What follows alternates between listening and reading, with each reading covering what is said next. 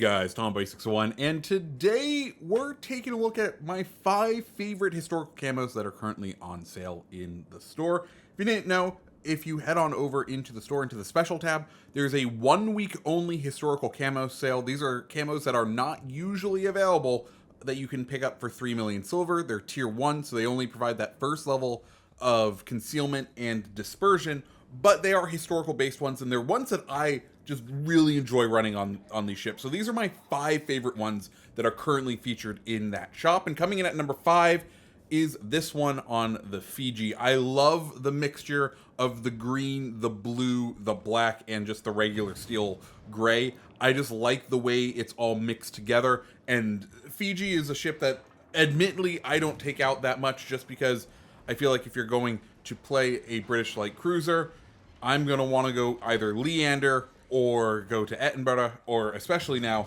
go down to Minotaur. But Fiji being a tier 6 just feels weird to play. So it's not a ship that I take out often, but when I do, I want it looking the best, and that's why here it is sitting at number 5. Next up at number 4, we have Lyon, the tier 6 French battleship, and one that has the distinction of having the most broadside guns. I think it also has the highest damaging broadside in the game, 16 guns total. And if you want to play this wonky ship, I think this camo makes it just look absolutely stunning. I love the way that the colors fade. They go hard and then they gradient away and then they come back in this kind of spiky pattern in the front.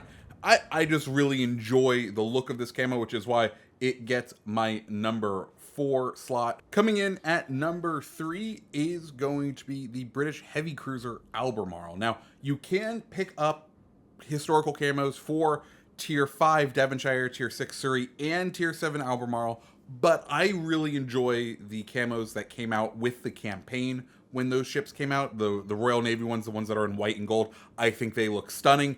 That is not available for Albemarle, so we're going with this beautiful camo.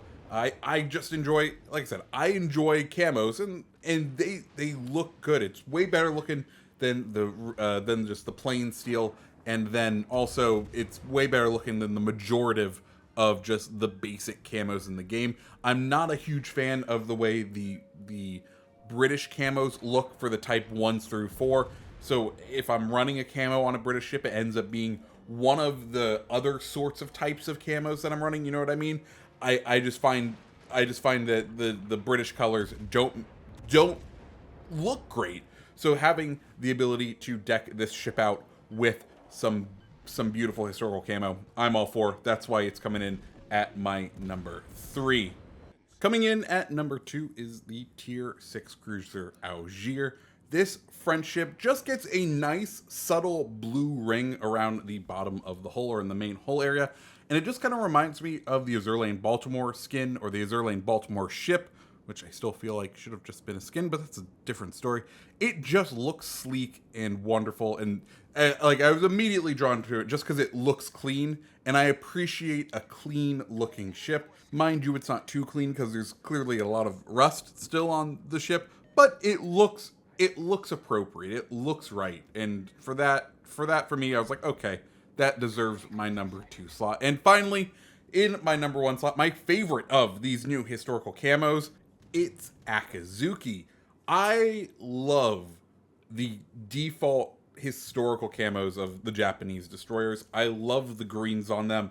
I literally use the type 3 on pretty much any of the ones where there isn't a historical camo, because I think it replicates the look of the historical camos the best out of the options. And to have a full-fledged one here, I'm very, very happy to have it. Like before, I think I wasn't even running the type 3. I think I was running a Decepticon camo, but I am just happy to be able to run this one now because it looks just brilliant on this ship, and that's why it's my favorite. So yeah, guys, those were my 5 favorite camos. I know this is a short video, but I figured it was appropriate to put it up just because, one, you may have missed the fact that we have these historical camos and they are only available for 1 week. The ones that are on sale, there are some that you can create using a certain number of the regular type camos, but the ones that are on sale right now are not those. The ones I had a couple of them already, and they were all ones that I received through like promotional offers and things.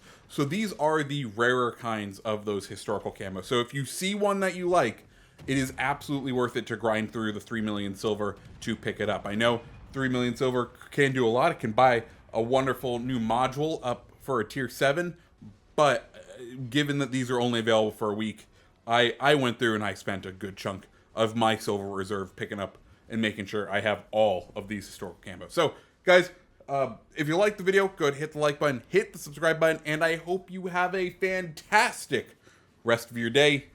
See ya.